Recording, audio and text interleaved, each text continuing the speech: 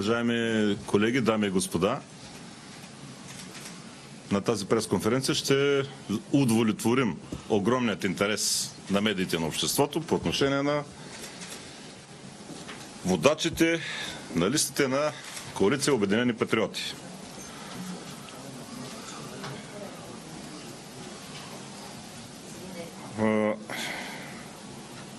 Предлагаме реда да бъде следния. Господин Каракачанов ще прочете имената по градове и ако имате някакви въпроси, ще отговорим на тях.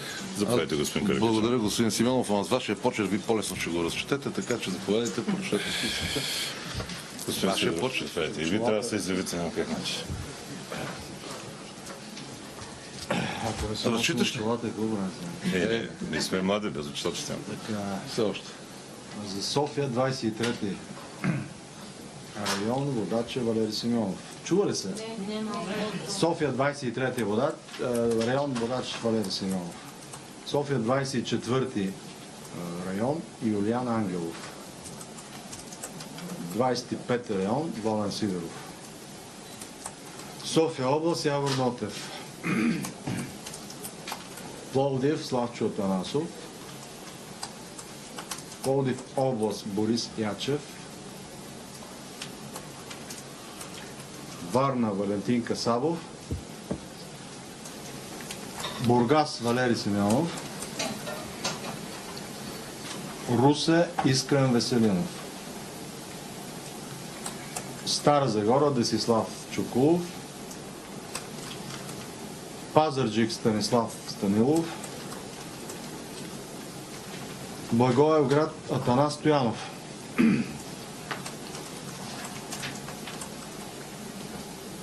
Сливен Петър Петров. Плевен Красимир Каракачанов. Шумен Емил Димитров. Хасково Павел Шопов. Враца Красимир Болганов. Кюстендил Илиан Тодоров. Видин Росен Живков. Разград Димитър Димитров и Велико Търново Милен Михов. Това е написано. В някои от районите тази вечер, по принцип, има процедурата е следна. На областни конференции, говоря за от името на ВМРО, се излъчват водачите.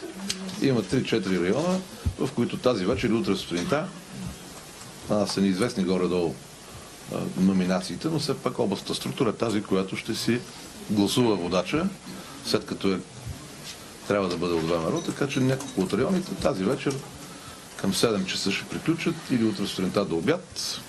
И мисля, че в събота към обяд или в неделя може да имате пълния списък от всички 31 многомандатни избирателни района за водачите на листа.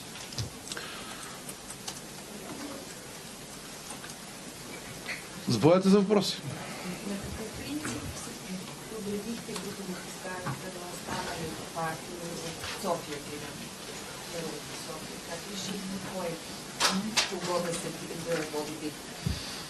Принципът е ясен. Трите партии са равнопоставени в коалицията. Имат равни позиции в листа. Включително, ако някой от партиите предлага гражданска квота, своята квота от това пропорционално разпределение, си я предлага. Изходили сме първо от имената на хората и второ от това, примерно, господин Симеонов и на миналите избори водеше 23-ти избирателен район, логично да го води пак. Господин Сидоров винаги е водил 25-ти избирателен район. Логично той да е водач в София на 25-ти избирателен район. Аз съм водил от 2013 година насам плевенската листа. Логично е да я вода, след като хората ме номинират там. Това е принцип. Според района от съответната партия хора, които са номинирани или които една част от колегите повтарят районите си. Господин Касабов влезе от Варна, сега пак е кандидат от Варна. Славчо Атанасов, господин Чукол Стара Загора, господин Петър Петров Сливен, господин професора Пазарджик, депутати, които са били в тези избирателни райони, вършили си работата съвестно, представили сме, че продължават да водят. Това е принцип. По-равно, а не по-братски, с едно изречение. Разбрахте ли? Вчера се присъедини нова партия, за нея ще има ли място? Ще се намери. И имаме широки сърца, всеки е добре дошъл при нас. Господин Сидоров, отивате в район с Бойко Борисов, Корнелия Нинова, от днес и Светло Витков. Как се оценявате Отказвай се. Ау, конкуренцията? Светло, ужас. Действително не бях много сигурен дали въобще да се кандидатирам. И все още не съм решил окончателно. Между другото, казваме го само на вас. Няма да... Това са сериозни политици, тримата изброени. Всеки със свой принос и присъствие в политиката. И, както се казва, е голямо предизвикателство за мен. Ще потърся по някакъв начин да се представя и да бъда прият от избирателите, ако се явя действително, наистина, защото все още обмислям, но колегите настояват да има участие от моя страна. Ще бъде много сериозно предизвикателство. И Бойко Борисов, и Корнелия, и Светло Витков са хора с силни позиции. По-силно казва, защото в тъното блондинката не чува. Това е важно тук да се чува, да. Така че няма да е скучно, интересно. Доколко сте се за това, което казвате, че се колебаете или се шегувате? Не се шегувам, имах такива колебания с разговор с колегите, така, имаше настояване да не се отказвам в момента, защото може би ще се отрази зле на самото гласуване на последователите на Атака, но 25-ти район е обикновено района, където са лидерите на основни партии. Надявам се това да бъде територия на политическа битка, не на размяна на квалификации, обвинения и така подхвърлени, по-скоро махленски нападки. Защото сега чувам такова нещо, не чувам идеи. Доколкото има идеи, те са, как да кажа, повторение на това, което Обединени патриоти вече са излагали. Има един вариант. Примерно, само аз да говоря в 25-ти район, тъй като и ГЕРБ и БСП повтарят същите неща като нас. А Светло Витков да пее представянето.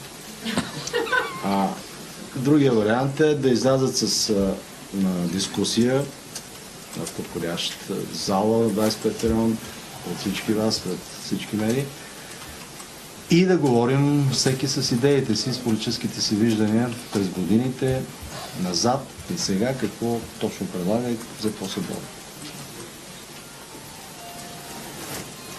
Аз ще ви кажа няколко думи относно нашите амбиции. Нашата основна амбиция в коалиция от Обединени патриоти, както виждате, това е една коалиция, която се посрещна много добре от българските избиратели на президентските избори само преди няколко месеца. И въпреки всички пророци и врачки, които обясняваха как коалицията няма да се задържи за парламентарните избори, това не се случи. Не се случи, защото ние убедено направихме тази коалиция в името на това да покажем, че има алтернатива на досегашния модел на конфронтация и противопоставяне. 27 години игричките наляво и надясно доведоха до това, че нацията е разделена на враждуващи лагери и затова вина имат партиите, които го направиха. Тези, които и днес продължават да обясняват, че едните са десни, другите леви. За съжаление, тази кампания наблюдаваме същата тенденция. С още по-голямо съжаление наблюдаваме, че някои от медиите се опитват да обслужват тази игричка, да правят дебат само между ГЕРБ и БСП, да поставят нещата, че едва ли не извън битката ГЕРБ и БСП няма други. Показахме на всички, включително на тези медии, които сега се опитват да го правят, че има алтернатива и ще го докажем на тези избори. Ще докажем, че ние се бориме не за третото място, което всички ни дават, а се бориме за едно от първите две места. И след като така добре ни тръгна по вода, благодарение на Нова телевизия, аз съм убеден, че ние ще постигнем един сериозен резултат. Това ни е амбицията. И когато след изборите колегите от медиите ни попитат за нещо, аз ще ви отговарям, а как беше проведена предизборната кампания? Имаше ли реална възможност за алтернатива? Защото на президентските избори сценария беше следния. Основно се акцентира върху ГЕРБ и БСП, но те пък не правят дебати помежду си. Сега виждам, че тенденцията е същата. Имаше едно предаване в Българската национална телевизия, която много ясно подсказва каква ще бъде играта от тук нататък. По 5 души от едната и от другата партия, само че други партии в България няма. Добре, въпреки всичко ние ще се справим. Само че молбата ми после не дайте да задавате въпроси, защото така се случи в България. Защото вината не е само на политиците, вината е на тези, които дирижират или провеждат кампанията. Ние ще се бориме, залагаме основно на хората в листите, залагаме на активна предизборна кампания. Видяхте каква е нашата кампания на президентските избори. Много активна, по 3, по 4 срещи на ден, навсякъде в страната. Това ще ни бъде кампанията и сега. И ще покажем, че има алтернатива, защото това противопоставяне и тази омраза, която отново се натрапва преди да започне още кампанията, 27 години не доведе България до нищо добро и няма да изведе към нищо добро и след тези избори. Според вас, прямо в сегашната ситуация, като изследване, проучвания, ще успее ли да направи кабинет? Да се направи кабинет с първите избори или да очакваме и да очакваме втори избори през лятото? Господин Каракачанов, заповядайте. Благодаря, господин Симеонов. Точно за това казах, че тази битка, тази кампания трябва да е битка на идеи. Защото е видно, според социологията, че няма да има две партии, които заедно да могат да направят мнозинство. Затова аз казах преди малко, че ние се бориме за едно от основните две места. Да покажем, че има алтернатива. Иначе, ако се запази резултата от президентските избори, като такъв за парламентарните, ще бъде трудно да се направи правителство. Това е. Кого си пожелавате за първи? Моля? Кого си пожелавате за първи или втори? Как? Кой си пожелаваме за първи или за втори? Обединени патриоти, разбира се. Това си пожелаваме. Другите. Ако вие сте първите, кои да са вторите, ако вие сте вторите, кои да са първите? Това ще реши негово величество българския народ. Сега остава да почне да мисли за кампанията на другите партии, пък и да им върши кампанията малко. Не ми е работа. А има ли някаква червена линия след изборна коалиция? Такава, която да кажете, независимо какви са резултатите, това, ако се изповядва от евентуалния бъдещ партньор, няма да влезем в коалиция с него. Господин господин Симеонов. Естествено, че има такава линия. Тя разделя българските от небългарските партии. Небългарските партии са ДПС, ДОСТ и техни производни разни, или коалиции такива. Недопустимо е коалиция, която поставя първостепенна задача отстраняването на тези протурски партии от властта, въобще даже да си помисли за каквато да била форма на сътрудничество, подкрепа или каквото и да било. А с всички български партии сме отворени за преговори, разговори,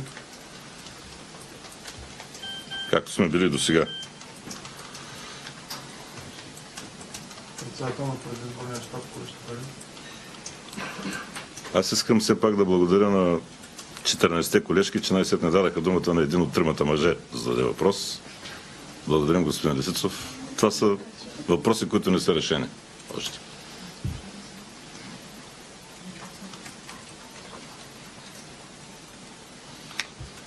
Има ли други разочаровани предизборно, след като един Байрактар?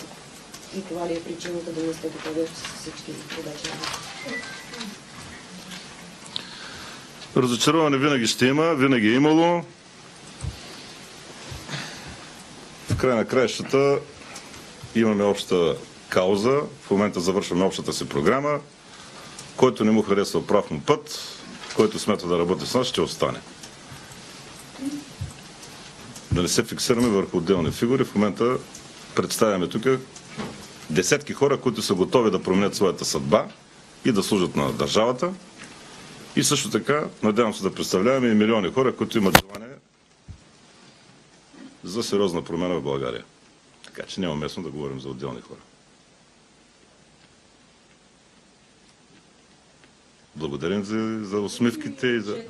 Още ли има? За най-много нарушения в отбраната. Какъв беше въпроса?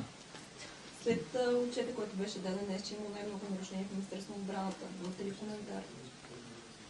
Не запознате господин Каракачанов за въпросите за отбраната. Ако има нарушения, такива явно има, има си институции, които се занимават. Всеки един коментар от политическа формация в предизборно ще се тълкува като едва ли не опит да използваме ситуацията, да трупаме политически дивиденти. Нашите различия с ръководството на Министерството на отбраната и с правителството по отношение за темата отбрана ще ги чували. А именно, ние искахме връщане на наборната военна служба, искахме връщане на алтернативната военна служба под формата на трудова повинност за неграмотните. Искахме това превъоръжаването на българската армия да става предимно от фирми, които произвеждат продукцията си в България, т.е. да възстановим военно-промишления комплекс, а не само да внасяме и да изтичате ни пари. И това са част от тезите, които ще продължаваме да защитаваме. За съжаление, специално закона за отбраната и въоръжените сили, който бяхме предложили от Патриотичния фронт, но това беше точно когато направихме коалицията Обединени патриоти с подкрепата на колегите от Атака и закона за резерва, не беше приет от ГЕРБ, от Реформаторския блок, от БСП и от АБВ. Сега виждаме, че в техните програми залягат една или друга част от нашите предложения. АБВ, които гласуваха против нашите предложения в закона за резерва, сега предлагат връщане на трудови войски. ГЕРБ, които не подкрепиха нашето предложение за наборна военна служба и доброволна такава, сега лансират идеята за доброволна военна служба. Радвам се, че започваме да се сближаваме. Различията и нашите тези в областта на отбраната са ясни. Ако има нарушения, има си институции, които се заемат с тях и си казват тежката дума. Сега да коментираме за едно или друго нещо означава да... Или може би ще бъде изтълкувано, че атакуваме политическите си конкуренти с сегашната ситуация. Ние се стремиме да подобрим резултата от президентските избори. Колкото реши, пак казвам, негово величество българския народ. Ние, за разлика от други, няма да му се сърдиме, ако не ни гласува доверие да имаме 121 депутати и да имаме собствено мнозинство. Ако няма други въпроси, да благодариме. Благодаря ви. И пожелаем приятен ден.